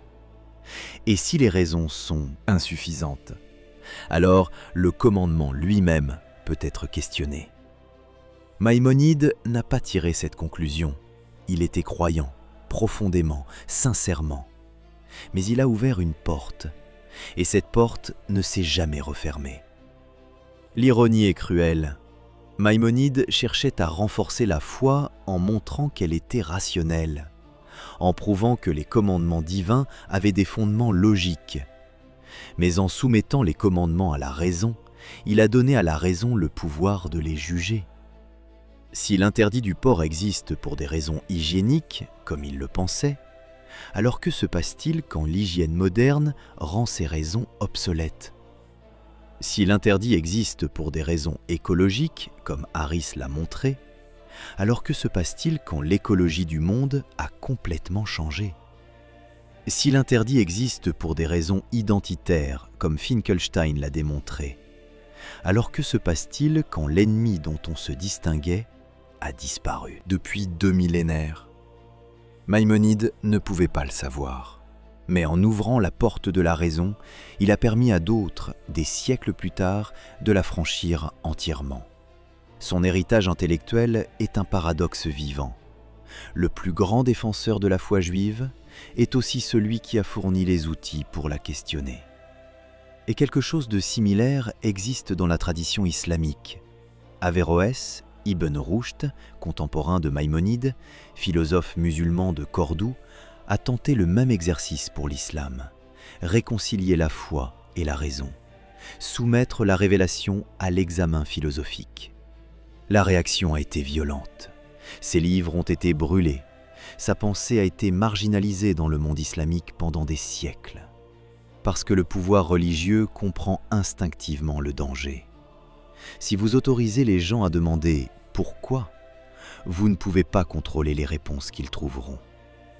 Maïmonide et Averroès, un juif et un musulman, 2 croyants sincères, 2 esprits immenses, 2 hommes qui ont osé poser la question que leurs traditions respectives préféraient ne pas entendre. Leur héritage commun est cette idée simple et dévastatrice. La foi qui refuse l'examen n'est pas de la foi, c'est de la peur.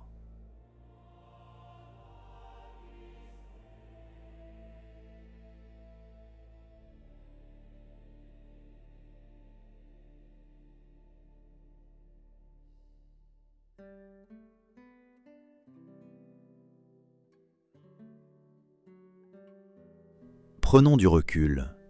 Tout ce recul nécessaire que nous avons accumulé depuis le début de cette vidéo. Parce que l'interdit du porc n'est pas un cas isolé, c'est un cas d'école. Un exemple parfait d'un mécanisme qui se répète à travers toutes les civilisations, toutes les religions, toutes les époques. Le mécanisme est toujours le même. Première étape. Une pratique née pour des raisons concrètes, des raisons économiques, des raisons sanitaires, des raisons identitaires, des raisons politiques, des raisons parfaitement compréhensibles dans leur contexte d'origine. Deuxième étape, la pratique est sacralisée. On l'attribue à Dieu, on l'inscrit dans un texte sacré. On la déclare éternelle, immuable, non négociable. On oublie ses origines humaines, elle devient un commandement divin. Troisième étape, la pratique est transmise de génération en génération. Le conditionnement commence dès l'enfance. Le dégoût, la honte, la peur sont implantés dans les corps et les esprits. La pratique devient un réflexe, un instinct apparent, une évidence. Quatrième étape, les raisons originelles disparaissent. Le contexte change, l'environnement évolue, les ennemis meurent, les conditions économiques se transforment, les connaissances scientifiques progressent. Chaque raison qui avait donné naissance à la pratique cesse d'exister. Cinquième étape, la pratique persiste, parce qu'elle est devenue sacrée, parce qu'elle est devenue identitaire. Parce que la remettre en question signifie remettre en question l'ensemble de l'édifice. Et ce mécanisme, vous l'avez vu opérer ailleurs dans cette chaîne. Les 10 commandements.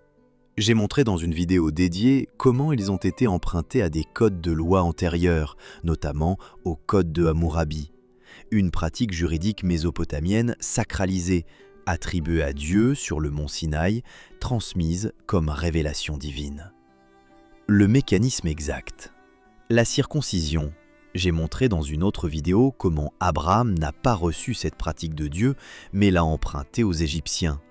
Un rite de passage pharaonique transformé en alliance éternelle. Le mécanisme exact. L'interdit du porc suit le même schéma. Un refus alimentaire des collines de Canaan, sacralisé à Babylone, transmis à l'islam, implanté dans les corps par le conditionnement du dégoût.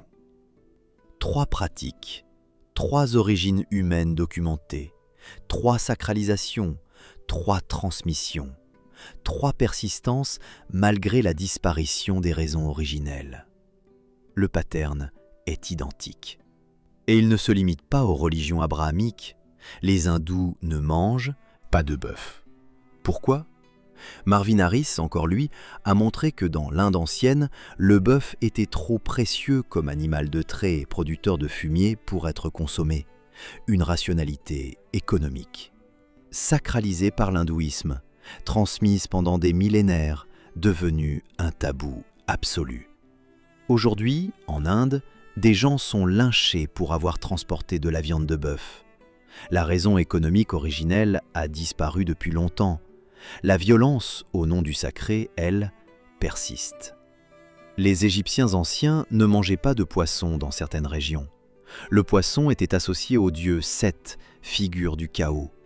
Un tabou cosmologique, transmis pendant des générations, oublié quand la religion égyptienne a disparu. Les Romains ne mangeaient pas de fèves, du moins les pythagoriciens parmi eux. Pythagore interdisait les fèves à ses disciples. Pourquoi ? Les explications varient. Certaines sont physiologiques, d'autres symboliques. Mais l'interdit existait, sacralisé dans une tradition philosophique, transmis de maître à disciple. Partout, la même recette. Une raison concrète, une sacralisation, une transmission, un oubli, une persistance. Et partout, la même résistance à la question « Pourquoi faisons-nous encore cela ?» Parce que poser cette question, ce n'est pas seulement questionner un interdit alimentaire, c'est questionner l'autorité qu'il a imposée, c'est questionner le texte qui le contient, c'est questionner l'ensemble du système qui repose sur l'idée que ces pratiques sont d'origine divine. Et ça, pour beaucoup de gens, c'est trop. Mais pour vous, ce n'est pas trop, parce que vous avez l'expérience, la maturité et le courage intellectuel de regarder en face ce que l'histoire révèle. Pas pour détruire, pas pour mépriser, mais pour comprendre. Et comprendre, c'est le premier pas vers la liberté.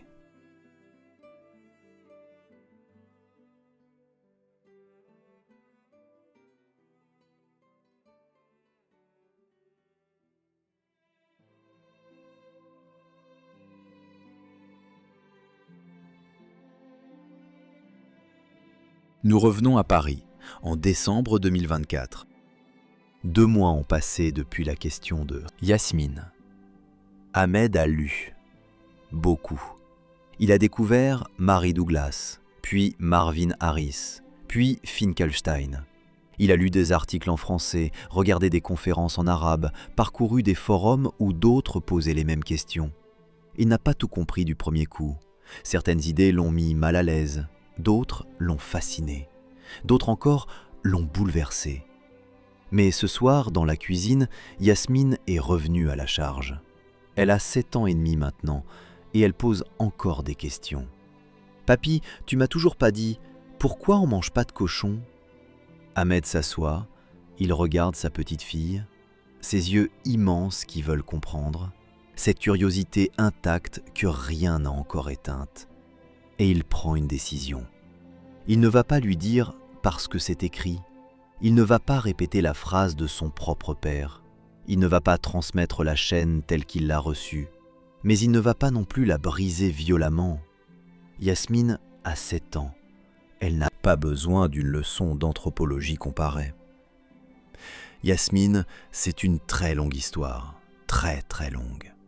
Elle commence il y a 3000 ans. 3000 ans ? Ça fait combien ? C'est comme si tu comptais de 1 à 3000, mais chaque chiffre, c'est une année entière. C'est beaucoup. Oui, c'est énorme. Et au début, il y a très longtemps, des gens vivaient dans un endroit très chaud, avec très peu d'eau. Et le cochon, dans cet endroit-là, c'était un animal difficile à garder. Il buvait trop d'eau, il mangeait la même chose que les gens, il avait trop chaud. Il n'était pas bien là-bas ? Non, il n'était pas bien.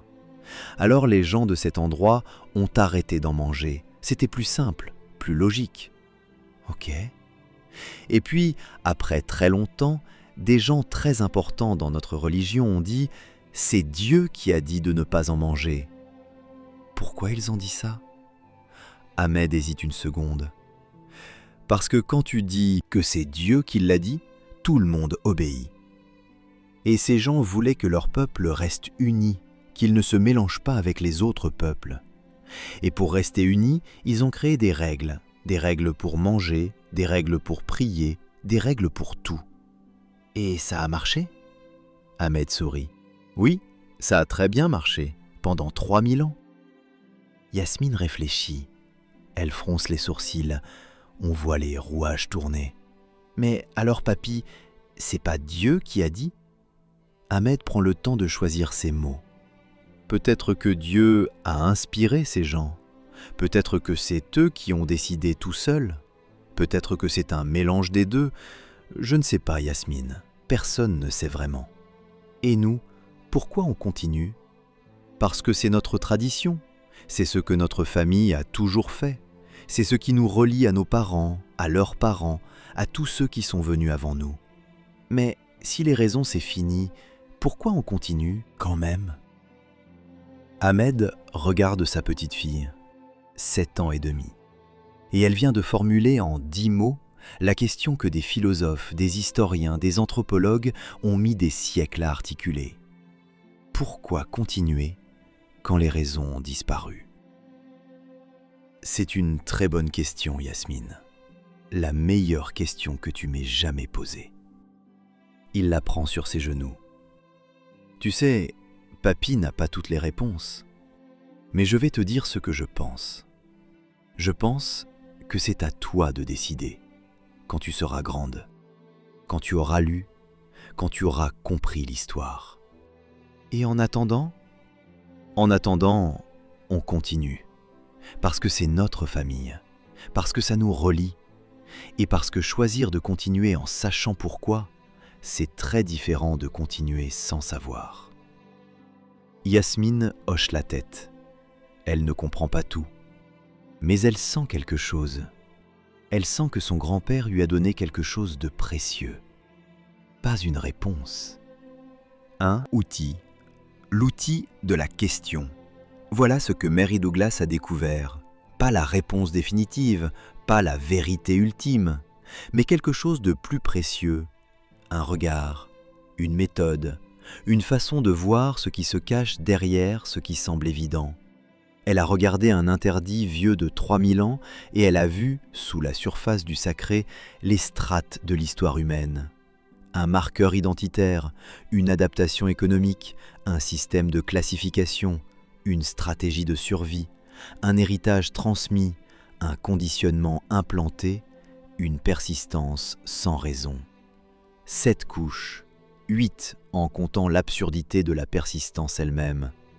Aucune divine, toutes profondément, admirablement humaines. Vous êtes maintenant dépositaire de cette connaissance, non pas pour la garder, mais pour la transmettre, comme Ahmed a commencé à la transmettre à Yasmine. Pas en imposant une conclusion, mais en offrant les outils pour en trouver une. Parce que c'est peut-être la chose la plus importante que vous puissiez léguer aux générations qui suivent. Non pas des interdits dont on a oublié les raisons, non pas des certitudes qu'on n'ose pas examiner, mais la capacité de poser la question « Pourquoi ?» et le courage de chercher la réponse, même quand elle dérange. C'est cela, le recul nécessaire. Pas la destruction de la foi, pas le mépris de la tradition, mais la lucidité de voir ce que l'histoire a construit, et la liberté de choisir en connaissance de cause. Si vous êtes encore là, après tout ce chemin, je veux vous remercier. Pas d'une manière formelle, pas parce que c'est ce qu'on dit à la fin des vidéos, mais sincèrement. Ce type de contenu n'est pas facile à produire. Les recherches prennent des semaines, la rédaction prend des jours, la vérification des sources est un travail ingrat et minutieux. Et les algorithmes ne récompensent pas ce travail. Les plateformes préfèrent les vidéos courtes, réactions émotionnelles rapides. Le sensationnalisme, les polémiques. Une vidéo d'1 heure qui examine calmement les origines anthropologiques d'un interdit alimentaire n'est pas ce que YouTube veut promouvoir. Et pourtant, vous êtes là. Je fais tout seul. Les recherches, l'écriture, l'enregistrement, le montage. Le montage surtout, qui n'est pas mon point fort. Je passe des heures à faire ce qu'un professionnel ferait en quelques minutes. Alors voilà, si vous pensez que ce travail a de la valeur, vous pouvez le soutenir. Il y a 2 liens dans la description. Soit faire un don ponctuel, soit souscrire à la communauté YouTube. Chaque contribution aide. Elle permet de financer la recherche, l'équipement, le temps nécessaire pour produire ce type de contenu. Mais je sais que tout le monde n'a pas cette possibilité, et c'est parfaitement normal. On a tous des contraintes, des priorités. Si vous ne pouvez pas ou ne voulez pas faire de dons, ce n'est pas grave, vraiment. Mais il y a d'autres façons d'aider, des façons qui ne coûtent rien. Regardez la vidéo jusqu'à la fin. Vous l'avez peut-être déjà fait. Si c'est le cas, merci. Cela envoie un signal à l'algorithme que cette vidéo vaut la peine d'être recommandée. Laissez un commentaire, un seul mot suffit. Merci, ou j'ai appris quelque chose, ou une question. Chaque commentaire compte. Partagez la vidéo.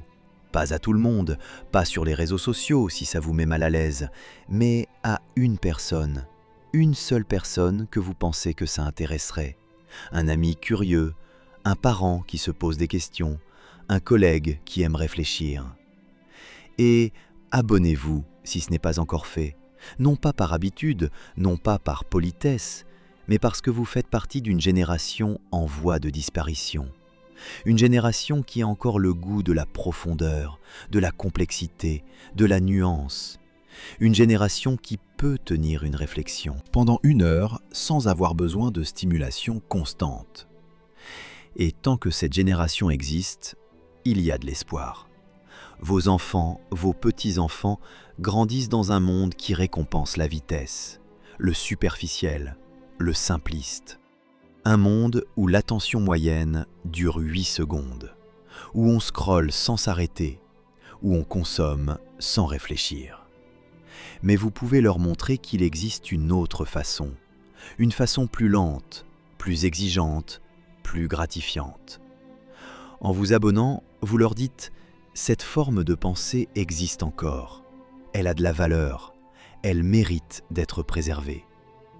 Abonnez-vous, pas pour moi, pour eux, pour que dans 20 ans, quand ils auront 50, 60 ans, quand ils commenceront à se poser les vraies questions, ils trouvent des contenus comme celui-ci, des contenus qui respectent leur intelligence, qui honorent leur expérience, qui leur donnent des outils plutôt que des certitudes. Parce que dans un monde qui célèbre la vitesse, la lenteur devient un acte de résistance. Dans un monde qui célèbre la simplicité, la complexité devient un acte de courage. Dans un monde qui célèbre le divertissement, la profondeur devient un acte révolutionnaire. Vous êtes un révolutionnaire silencieux, et votre abonnement est votre signature au bas du manifeste. Il y a 3000 ans, dans les collines de Canaan, un berger a refusé de manger du porc. Il ne savait pas qu'il le faisait pour se distinguer de ses voisins. Il ne savait pas que des prêtres transformeraient son choix en commandement divin. Il ne savait pas qu'un prophète arabe, 2000 ans plus tard, reprendrait cet interdit. Il ne savait pas que des milliards de personnes ressentiraient un dégoût physique face à un animal qu'elles n'ont jamais touché. Il ne savait rien de tout cela. Il savait juste que son père ne mangeait pas de porc, et que son grand-père ne mangeait pas de porc, et que les gens d'en face, ceux du bord de mer, en mangeaient. Il a fait un choix humain, compréhensible, logique dans son contexte. Et ce choix a traversé 3 millénaires, a survécu à des empires, a été transmis d'une religion à l'autre, a été implanté dans les corps par le conditionnement du dégoût, a été défendu par des théologiens, des juristes, des prédicateurs.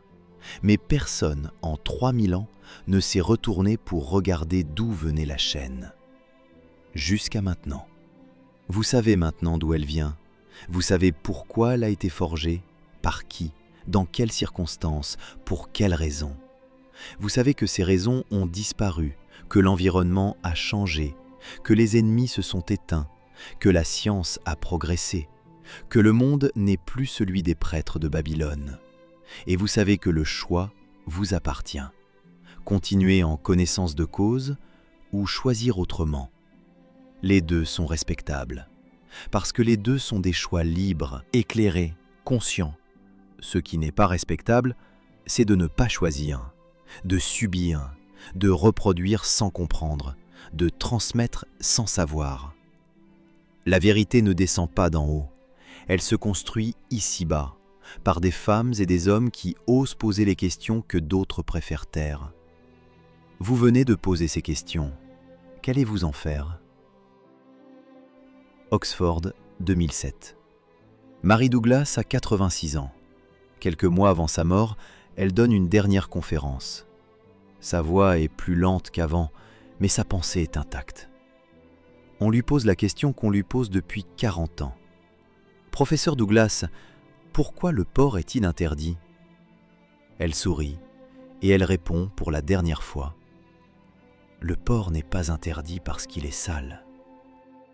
Il est sale parce qu'il a été interdit. » La salle reste silencieuse. Pas parce qu'elle n'a pas compris, parce qu'elle a trop bien compris.